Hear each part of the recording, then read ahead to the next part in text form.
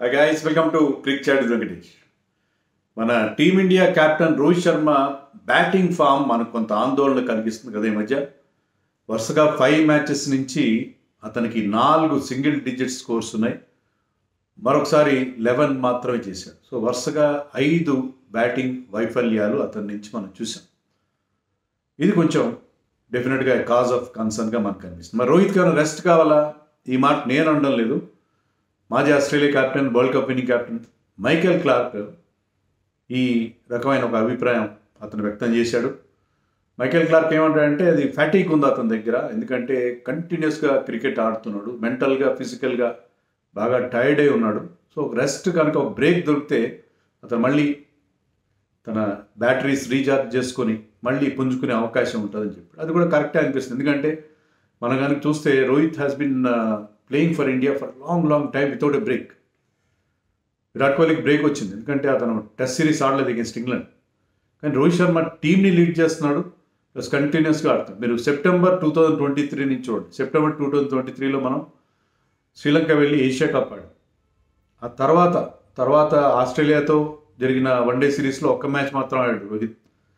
తర్వాత world cup ఆడాడు. World cup అయిన తర్వాత సౌత్ ఆఫ్రికా వెళ్ళి అక్కడ 2 టెస్ట్ మ్యాచెస్లో ఆడడం. తర్వాత ఆఫ్ఘనిస్తాన్ ఇండియా వచ్చినప్పుడు జనవరిలో వాళ్ళతో ఒక 3 T20s followed by that intense 5 test match series against England, which takes a lot out of you. మామూలుగా ప్లేయర్గానే మీకు చాలా కష్టం, ఇంత బిజీ షెడ్యూల్. ఒక క్యాప్టెన్గా టీంకి అంటే మామూలుగా మిగతా వాళ్ళు ఏంటంటే బ్యాట్స్మెన్ అయితే వాళ్ళు బ్యాటింగ్ చేస్తారు, ఫీల్డింగ్ చేస్తున్నప్పుడు ఏ థర్డ్ మ్యాన్లోనో లేకపోతే ఫైనల్ లెగ్లోనో కాసేపు రిలాక్స్ అవుతుంటారు. కానీ క్యాప్టెన్ అలా కాదు కదా, ప్రతి మూమెంట్ అబ్జర్వ్ చేయాలి, ప్రతి ఫీల్డర్ని చూసుకోవాలి. సో ఫీల్డ్లో ఉన్నంతసేపు లేకపోతే బ్యాటింగ్ చేస్తున్నంతసేపు అతనికి ఎలాంటి రెస్ట్ ఉండదు. So Rohit Sharma has been going through this for quite a long time. Last September నుంచి అతనికి ఎక్కడ కూడా బ్రేక్ లేదు. వరుసగా టీం క్యాప్టెన్గా, టీంలో ఇంపార్టెంట్ బ్యాటర్గా అతను చాలా ఇంపార్టెంట్ రోల్ నిర్వహిస్తూ వస్తున్నాడు. దానివల్ల ఖచ్చితంగా మైకేల్ క్లార్క్ చెప్పినట్టు కొంత అతనికి ఆ ఫెటిక్ కనిపిస్తుంది. ముఖ్యంగా మెంటల్గా బాగా అలసిపోయి ఉంటాడేమో అని అనిపిస్తుంది మనకి. ఎందుకంటే మీరు చూడండి, అతను మంచి ఫామ్లో ఉన్నాడు. మనం వరల్డ్ కప్లో కానీ ఇంగ్లాండ్తో జరిగిన సిరీస్లో కానీ we have seen him in good form. మంచి ఫామ్లో ఉన్నాడు, అగ్రెసివ్గా ఆడుతున్నాడు, గతంలో కంటే చాలా అగ్రెసివ్గా ఆడుతున్నాడు. అతని బ్యాటింగ్ అప్రోచ్ టోటల్గా చేంజ్ అయింది. అయినా కూడా ఈ ఐపీఎల్లో కూడా చాలా బాగా స్టార్ట్ చేశాడు. మామూలుగా ఐపీఎల్లో రోహిత్ శర్మ అంత గొప్ప రికార్డు ఎప్పుడూ ఉండదు. ఐపీఎల్లో అతను ఎప్పుడు కూడా ఆరెంజ్ క్యాప్ గెలవడం కానీ లేదా బౌల్డ్ రన్స్ చేయడం అలాంటిది ఎప్పుడు చేయలేదు. ఇంపార్టెంట్ ఇన్నింగ్స్ ఆడతారు, బట్ అగ్రిగేట్ రన్స్ పరంగా చూస్తే అంత ఎక్కువగా ఇచ్చాడు. కానీ ఈ సీజన్లో చాలా బాగా స్టార్ట్ చేశాడు. ఇప్పటివరకు 12 మ్యాచ్లు ఆడాడు. ఫస్ట్ 7 మ్యాచెస్లో అతని రికార్డ్ చాలా బాగుంది. ఆ తర్వాత నేను ఇందాక చెప్పినట్టుగా స్కోర్స్ 6, 8, 4, 11, 4. లాస్ట్ 5 ఇన్నింగ్స్లో అతని స్కోర్స్ 6, 8, 4, 11 and 4. చాలా పూర్ స్కోర్స్ చూస్తున్నాం. అంతకుముందు ఎలా ఉంది? ఇవి లాస్ట్ 5 మ్యాచ్లు. ముందు ఆడిన 7 మ్యాచ్ల్లో స్టార్టెడ్ ఆఫ్ విత్ 43, సెకండ్ ఒక 26 అగేన్స్ట్ SRH ఇన్ హైదరాబాద్. దాంట్లో 200 స్ట్రైక్ రేట్తో ఆడాడు. తర్వాత ఒక్క 0 ఉంది, అదొకటే ఆ ఫేజ్లో అతనికి రాజస్థాన్ రాయల్స్ మీద డక్అవుట్ అయ్యాడు. మాజీ Mumbai Indians teammate Trent Boult బౌలింగ్లో క్లీన్ బౌల్డ్ అయ్యాడు, మొత్తం అవుట్ అయ్యాడు. So 43, 26, 0 followed by 49, 38, 105 not out, 36. So ఆ ఫేజ్లో ఒక్క 0 మినహాయిస్తే ఆ 7 మ్యాచెస్లో ఈ scores have been very good. Strike rate was excellent. So అంత బాగా స్టార్ట్ చేసిన సడన్గా ఫామ్లో ఆ డిప్ అనేది, సడన్గా ఫామ్ పడిపోవడం అనేది మనం చూసాం. ఇది చాలా ఆందోళన కలిగిస్తుంది. బహుశా ఆ ఫెటిక్ ఫ్యాక్టర్, కంటిన్యూస్గా day in and day out cricket ఆడుతుంటే ఎలా ఉంటుంది, అదే కదా ప్రాబ్లం. సో తినగా వేము తీయనంటారు. అలాగే మనకి ఏదైనా ఇష్టమైన తింటూ కూడా మనకి ఎక్కువైతే అది కూడా వెగట కూడా పడుతుంది. అలాగే ఇది డెఫినెట్గా అతనికి కొంత ఇబ్బందికరమైన పరిస్థితి మనకు కనిపిస్తుంది. అందుకే ఆ డిప్ ఇన్ ద స్కోరింగ్ అనేది కనిపిస్తుంది. ఇంకోటి కూడా ఒక థియరీ ఏంటంటే, మరి టూ అగ్రెసివ్గా ఆడుతున్నాడు రోహిత్. ఎందుకంటే అతని స్ట్రైక్ రేట్ ఎంత ఉంది ఈ సీజన్లో? ఈ సీజన్లో అతని బ్యాటింగ్ స్ట్రైక్ రేటు 152.78 ఉంది. ఈ ఆడిన 12 ఇన్నింగ్స్లో 152 very very good strike rate. Rohit Sharma మొత్తం కెరియర్లో ఇది అతని 17వ సీజన్, కానీ ఎప్పుడు కూడా ఇంత మంచి స్ట్రైక్ రేట్ అతనికి ఎప్పుడూ లేదు. ఫస్ట్ సీజన్లో 147 ఉంది కానీ ఈ ప్లేట్ ఫర్ డక్కన్ చార్జర్స్. తర్వాత ఎప్పుడు అంత మంచి స్ట్రైక్ రేట్ లేదు. ఇంకోసారి 2015లో 144 ఉంది, బట్ 150 ఎప్పుడు టచ్ కాలేదు. కానీ ఈ సీజన్లో 152.78 స్ట్రైక్ రేట్తో అతను బ్యాటింగ్ చేస్తున్నాడు. సో మరీ ఓవర్ అగ్రెసివ్గా వెళ్తున్నాడా అనేది అనిపిస్తుంది. ఎందుకంటే చాలా సందర్భాల్లో అతను అవుట్ అయింది ఏంటంటే బౌలర్కి ఏదో వేసిన ఒక బ్రహ్మాండమైన డెలివరీ కాదు, ఒక బిగ్ షాట్ ఆడే ప్రయత్నంలో అవుట్ అవ్వడం అనేది మనం చూసాం. సో అది కూడా ఒక కారణమా? ఎందుకంటే ఈ సీనియర్ ప్లేయర్స్, అది కోహ్లీ కావచ్చు, రోహిత్ కావచ్చు, కేఎల్ రాహుల్ కావచ్చు, వీళ్ళందరి మీద మాజీలు అనండి లేకపోతే మీడియా అనండి జనరల్ ఫీలింగ్ ఏంటంటే వీళ్ళు స్ట్రైక్ రేట్ బాగాలేదు, వీళ్ళు T20 వరల్డ్ కప్ పనికిరారని ఒక థియరీ ఈజ్ గోయింగ్ అరౌండ్. దానివల్ల ఏంటంటే వీళ్ళు కాన్షియస్ అయిపోతున్నారు.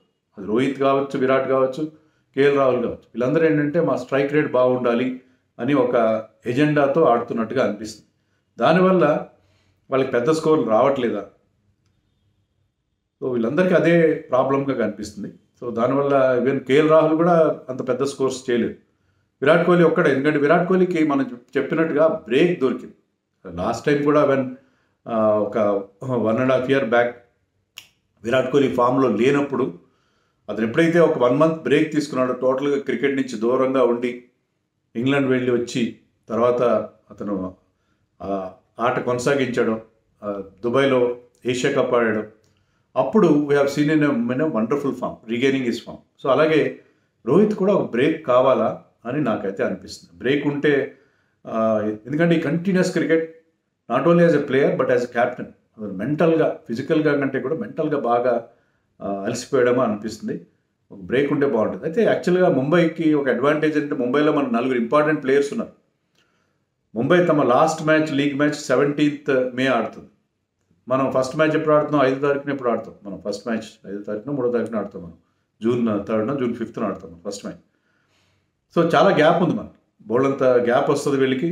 ఎవరైతే ప్లే ఆఫ్స్ క్వాలిఫై కారో, ముంబైలో 4 ఇంపార్టెంట్ ప్లేయర్స్ ఉన్నారు కదా మనకు. అక్కడ ఇండియా కెప్టెన్ రోహిత్ శర్మ ఉన్నాడు, నెంబర్ 1 బౌలర్ బుమ్రా ఉన్నాడు, వరల్డ్లోని number 1 T20 player Suryakumar Yadav ఉన్నాడు. మీరు ఒప్పుకోకపోయినా మన నెంబర్ 1 ఆల్రౌండర్ హార్దిక్ పాండ్యా ఉన్నాడు. సో ఈ 4 కూడా మనకి చాలా కీలకమైన ప్లేయర్స్.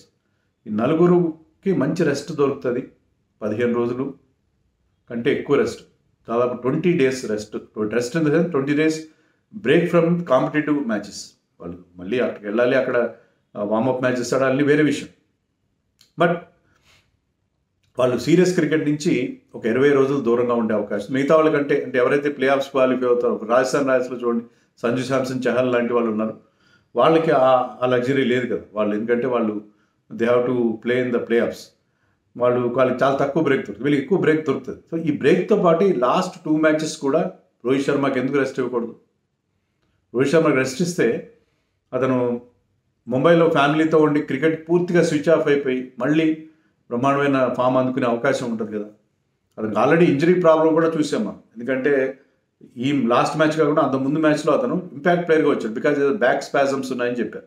సో అతనికి ఆ ఫిజికల్గా కూడా కొంత రెస్ట్ అవసరం, మెంటల్గా మరింత అవసరం. సో అందుకని అతను రెస్ట్ ఇస్తే ఎలాగో they are playing for pride అని చెప్పి వాళ్ళ కెప్టెన్ చెప్తారు. కొత్త వాళ్ళకి ఎవరికి అవకాశం ఇవ్వండి, కొత్త కుర్రాళ్ళకి అవకాశం ఇవ్వండి, మీరు టీంని బిల్డప్ చేసుకునే ప్రయత్నం చేయండి. రోహిత్తో పాటు రోహిత్కి బ్రేక్ ఇస్తే డెఫినెట్గా అతను మళ్ళీ ఫామ్ అందుకుంటాడని నాకు అనిపిస్తుంది. రెండోది అంటే బుమ్రా కూడా బ్రేక్ ఇవ్వాలి. Bumrah has been an exceptional form. 18 వికెట్లు తీశాడు, పర్పుల్ క్యాప్ అతని దగ్గర ఉంది, అందరికంటే ఎక్కువ వికెట్లు తీశాడు. ఎకానమీ 6.20, ఎవ్వరికి 8 కంటే తక్కువ ఎకానమీ లేదు టాప్ వికెట్ టేకర్స్ ఎవ్వరిలో కూడా. Top wicket taker major bowlers ఎవ్వరికి ఈ ఐపీఎల్ ఏంటంటే 9 ఎకానమీ రేట్ ఉంటే, అంటే 10 బిలో ఉంటే వెరీ గుడ్ అనే పరిస్థితిలో ఉంది. అలాంటి ఐపీఎల్ మనం చూస్తాం, వాళ్ళంతా బిగ్ హిట్టింగ్ జరుగుతుంది. అలాంటి చోట పర్టికులర్లీ వాంఖేడేలో పెద్ద పెద్ద స్కోర్లు వస్తాయి. అయినా కూడా Bumrah is taking the pitch out of the equation everywhere that he's bowling. అంత అద్భుతమైన ఫామ్లో ఉన్నాడు, మంచి ఫిట్గా ఉన్నాడు. 6.20 ఎకానమీ, 18 వికెట్లు. పర్పుల్ క్యాప్ అతనికి వచ్చినా రాకపోయినా పెద్ద ఇబ్బంది ఏం లేదు. అతనికి రెస్ట్ కావాలి, రెస్ట్ ఇస్తే బాగుంటుంది. ఎందుకంటే ఇప్పుడు ఆడిన మ్యాచ్ చాలు, 12 మ్యాచ్లు వితౌట్ ఏ బ్రేక్ ఆడాడు. సో బుమ్రాకి కూడా రెస్ట్ ఇస్తే అతను కూడా మళ్ళీ రీఛార్జ్ అవుతాడని నాకు అనిపిస్తుంది. సో అది కూడా ఆలోచించాలి. BCCI should come in to the picture అని నేను అనుకుంటున్నాను. రెండోది ఏంటంటే హార్దిక్ పాండ్యా ఫామ్ కూడా నాకు ఐఎమ్ ఫీలింగ్ హ్యాపీ. మీరు హ్యాపీ ఫీల్ అవుతున్నారు లేదు, హార్దిక్ పాండ్యాకి హేటర్స్ ఎక్కువగా ఉన్నారు. But you hate his behaviour, but you don't hate him as a player. Is a very very important player. మన టీంకి ఆ బ్యాలెన్స్ ఇస్తాడు. మొన్న ప్రెస్ మీట్లో కూడా మన చీఫ్ సెలెక్టర్ అదే చెప్పాడు ఆగర్కర్. ఏంటంటే హార్దిక్ పాండ్యా గురించి మేము డిస్కస్ చేయలేదు. Hardik Pandya is given thing. Hardik Pandya టీంలో ఉండడం అనేది దాని గురించి ఆలోచించే పరిస్థితే లేదు. దాని గురించి there cannot be two ways about it అని ఆయన చాలా స్పష్టంగా చెప్పాడు. ఎందుకంటే అతను ఇచ్చే balance, because is a seam bowling allrounder. మనకి స్పిన్ బౌలింగ్ ఆల్రౌండర్స్ ఉన్నారు, స్పిన్ బౌలర్స్లో చాలామంది ఉన్నారు. మనకి అది కాదు, మనకు సీమ్ బౌలింగ్ ఆల్రౌండర్ ఉంటే ఏంటంటే మనకు 11 అనుకున్నాం. ఆ 11లో ఏంటంటే Hardik Pandya is your 5th bowler and somebody like Shivam Dube is your 6th bowler. Shivam Dube కానీ బౌలింగ్ వేస్తే యశస్వి జైస్వాల్ కానీ మీకు బౌలింగ్ వేయగలిగితే మీకు you can have batting up to number 8. Hardik Pandya can bat at 7. Somebody like Axar Patel or Jadeja can bat at 8. So 8 వరకు బ్యాటింగ్ ఉండడం అనేది మీకు ఐడియల్ సిచ్యుయేషన్. అది ఎప్పుడు వస్తుంది? అది Hardik Pandya full quota overs వేయాలి, బాగా బౌలింగ్ వేయాలి. సో ఇప్పుడు అదే జరుగుతుంది. లాస్ట్ 3 మ్యాచెస్ నుంచి మనం ఇంతకుముందు కూడా మాట్లాడుకున్నాం దీని గురించి. బహుశా బీసీసీఐ నుంచి ఇన్స్ట్రక్షన్స్ వెళ్ళి ఉంటాయి, నువ్వు ఫుల్ కోటా ఓవర్స్ వేయాలి, బౌలింగ్ మీద కాన్సన్ట్రేట్ చేయాలని చెప్పి. ఎందుకంటే అతను లాస్ట్ 3 మ్యాచెస్లో ఫుల్ కోటా ఓవర్స్ వేశాడు. 3 సార్లు కూడా వికెట్లు తీశాడు. 3 మ్యాచ్ల్లో కలిపి అతను ఎన్ని వికెట్లు తీశాడు? 7 వికెట్లు తీశాడు. ఒక మ్యాచ్లో 2 for 26, ఒక మ్యాచ్లో 2 for 44, ఒక మ్యాచ్లో 3 for 31. సో అతను బౌలింగ్లో బ్యాటింగ్లో ఫెయిల్ అవుతున్నాడు. అది పర్లేదు, అతను డౌన్ ది ఆర్డర్ వచ్చి ఒక 2-3 4లు కొట్టినా 6లు కొట్టినా చాలు మనకి. ఎందుకంటే వీఆర్ స్లేటింగ్ ఇమ్ ఎట్ నెంబర్ 7. కానీ అతను బౌలింగ్ వేయడం, అతను ఒక 5th బౌలర్గా మనకు అంది రావడం అనేది చాలా ఇంపార్టెంట్. అది అక్కడ జరుగుతుంది. అతను ఫిట్గా ఉన్నాడు. వరుసగా 3 మ్యాచ్ల్లో 4 ఓవర్లు వేసాడు, 12 ఓవర్లు వేసాడు. ఆ 12 ఓవర్లో 7 వికెట్లు తీశాడు. ఇది చాలా ఇంపార్టెంట్. ఎందుకంటే నేను చెప్పిన ఆ సినేరియో, ఇది 8 వరకు మన బ్యాటింగ్ ఉండే సినేరియో.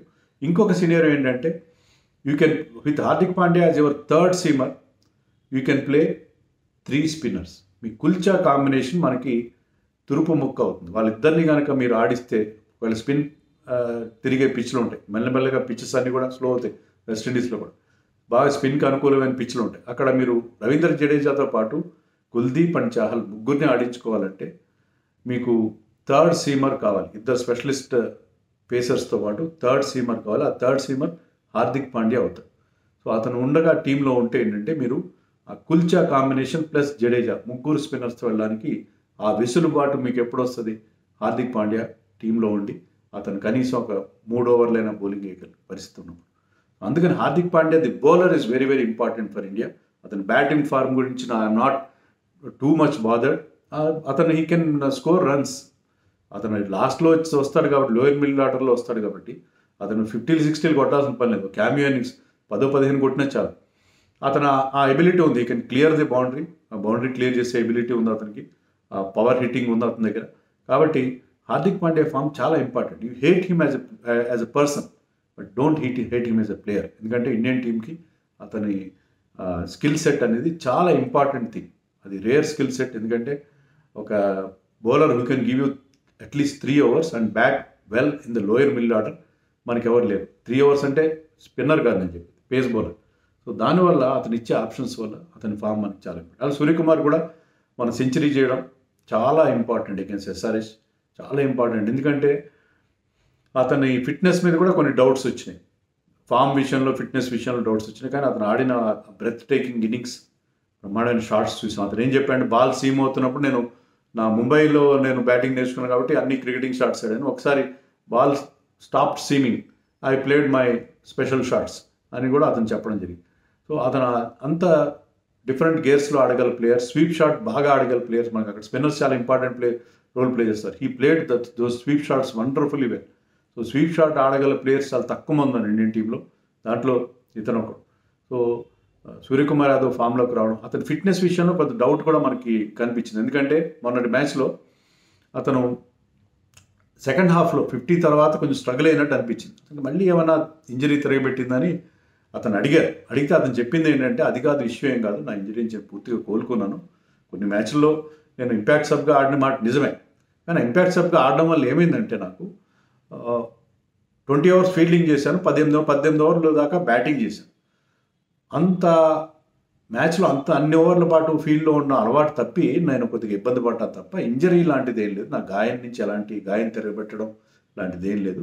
ఓన్లీ ఆ ఫటిగ్ ఫ్యాక్ట్, ఎక్కువసేపు ఫీల్డ్లో ఉండడం వల్ల ఎదురైన అలసట, అది తప్పిస్తే మరేం లేదన్నట్టుగా అది చెప్పాడు. అది చాలా ఇంపార్టెంట్ మనకి, ఎందుకంటే ఇంపాక్ట్ ప్లేయర్ వల్ల ఈ ఇబ్బంది కూడా అవుతుంది. ఏదైనా ప్లేయర్ చిన్నపాటి ఇబ్బంది ఉన్నా సరే అతన్ని we're not throwing him in to the deep end, అతని ఫిట్నెస్ని టెస్ట్ చేసే అవకాశం లేకుండా ఉంది. సో సూర్యకుమార్ ఏంటంటే చాలాసేపు రెస్ట్ తీసుకుంటున్నాడు, ఓన్లీ బ్యాటింగ్ టైంలో వస్తున్నాడు, ఎందుకంటే అతను ఇంజరీ నుంచి వస్తున్నాడు కాబట్టి అతను రిస్క్ చేయట్లేదు. కరెక్టే, కానీ ఏదో ఒక పాయింట్లో we should see him playing the entire match, ఎందుకంటే ఇంపాక్ట్ సబ్ రూల్ మీకు వరల్డ్ కప్లో ఉండదు. You have to field, if you want to bat you also have to field. So అది అక్కడ పరిస్థితి. సో అందుకని ఈ నలుగురు ప్లేయర్స్ మనకి చాలా ఇంపార్టెంట్ ప్లేయర్స్. సో వాళ్ళని ఏ విధంగా ముంబై ఇండియన్స్ హ్యాండిల్ చేస్తే మనకి యాక్చువల్గా వీళ్ళిద్దరికి రెస్ట్ ఇవ్వాలి. సూర్యకుమార్ని ఇంపాక్ట్ ప్లేయర్ దించకుండా అతని చేత ఫీల్డింగ్ చేయించాలి, బౌలింగ్ బ్యాటింగ్ కూడా చేయించాలి. సో వాళ్ళ కేసులో అది. అలాగే హార్దిక్ పాండ్యాకి రెస్ట్ ఇచ్చే పరిస్థితుల్లో అతను full quota of overs remaining మ్యాచెస్లో కూడా తన ఫిట్నెస్ ప్రూవ్ చేసుకోవాలి and he should get wickets. So Bumrah and రోహిత్కేమో రెస్ట్ ఇవ్వాలి, వీళ్ళిద్దరికేమో రెస్ట్ లేకుండా చేయాలి. That should be the strategy for the remaining 2 matches for Mumbai Indians అని నేను అనుకుంటున్నాను. మరి మీరేమనుకుంటున్నారో ఈ ఆస్పెక్ట్స్ గురించి నాకు కామెంట్స్లో